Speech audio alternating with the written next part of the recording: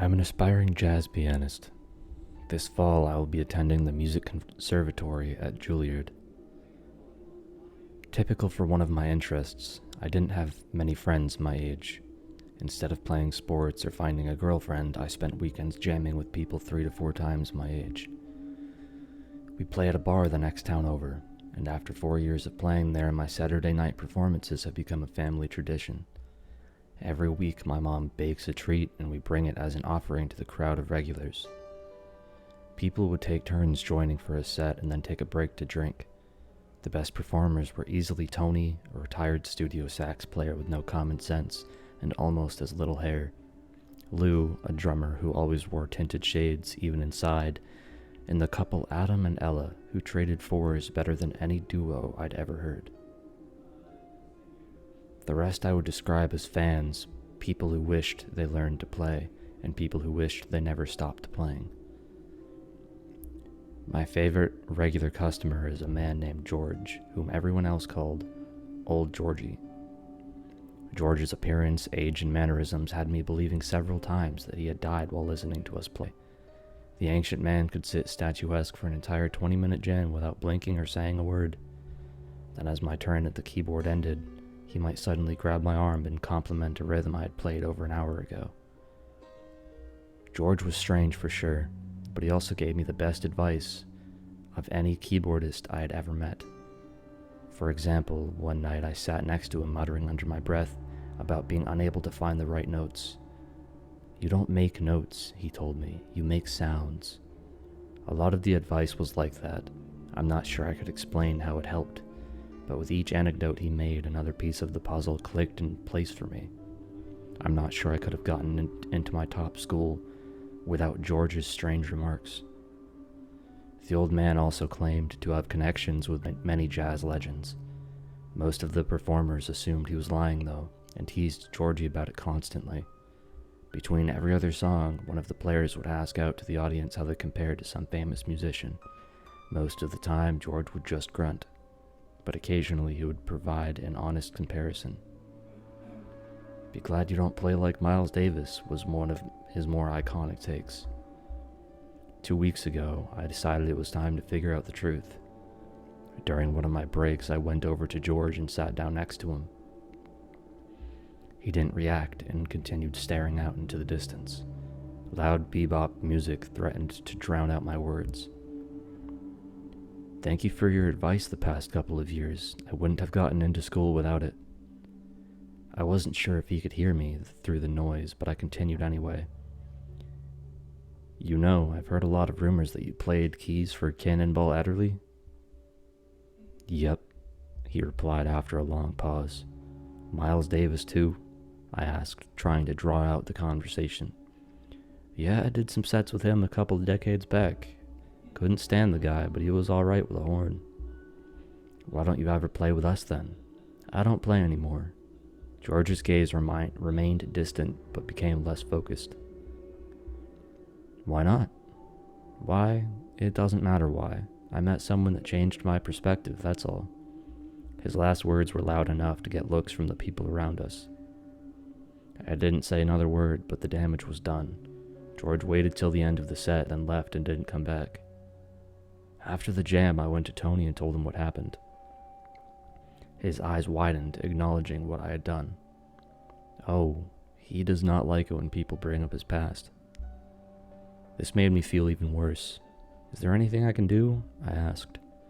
"Maybe eventually. I made the same mistake a couple of years back and teased him a bit too hard. He didn't show up for a couple of weeks." "Well, do you know anything why he stopped playing?" "I mean, I know rumors about things he said." I made a gesture demanding that he elaborate. "I don't know, it's something about playing music for the devil or playing for a possessed man. But that's third-hand information, and you didn't hear it from me." Then Tony quickly walked away, like he had just leaked some government secrets. His prediction was right, though. 3 weeks went by before I saw George again, just in case he was still mad. I sat on the opposite side of the room when my time on the keyboard was over. To my surprise, the old man wandered over as soon as I sat down. "Listen, kid, I'm sorry for making a scene," he said. "I'm just tired of people trying to poke holes in my history." "It's all right," I began, but he interjected. "I don't care if you don't believe me. I don't care if anyone believes me. A bit of respect and privacy is all I'm asking for." I fell silent and felt sorry for the old man, not because of my failed interrogation, but because he was right. Everyday people gave him crap for a history he never talked about. George wasn't out for attention or validation. He didn't put himself above others, and he didn't even try to show off. Acknowledging this, I trusted his words a little bit more. I sat with George for the rest of the night. Tony came over an hour later asking if I wanted to sub back in. I told him I was feeling a bit sick. After a while, it was just me, George, and the bar staff who were cleaning up the night's mess. The rest of my family had gone an hour ago, and I was expected to drive home myself after the jam was completely over. I wasn't sure if I should apologize or say anything at all. George had yet to finish his one drink. He took another baby sip that barely changed the level in the glass. I continued resisting the urge to check phantom notifications on my phone. Just when I got up to leave, George began to speak. Right before I gave up music, I learned a very important lesson. The story that followed could not possibly be true. It shouldn't be true. But I can't dismiss it completely as fiction in my mind. After all, if not this, what else could have made George give up the one thing he loved?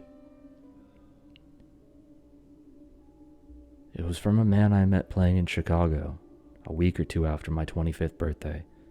The month was going poorly, as far as money's concerned. Bands and musicians I knew all happened to be in other cities. The lack of gigs drove me to the street. A restaurant I knew had an upright piano that could roll out front.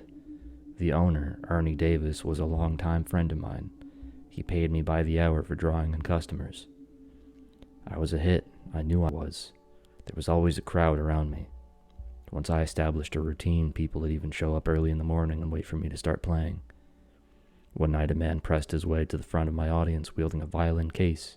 He was tall, with ghost white skin, and his face was tense like he was trying to hold back tears.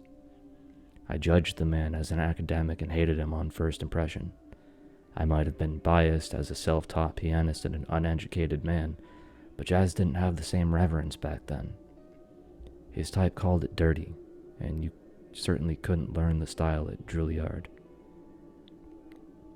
I noticed he was trying to make eye contact with me. Once you play jazz enough, you learn a special language of looks. Just by gesturing with your eyebrows, you can arrange a solo or signal a new section. His eyes knew the language well, and they were whispering what he wanted to play. All I had to do was nod once, and the man began to unpack. Awe moved through the crowd, and applause came as the fiddler mounted his instrument. I tried to maintain a cheerful facade as my worry grew. And when he joined in, the facade dropped and my jaw fell. There was something wrong with how right he sounded. The tone was beyond perfect. It wasn't mechanical, though. Quite the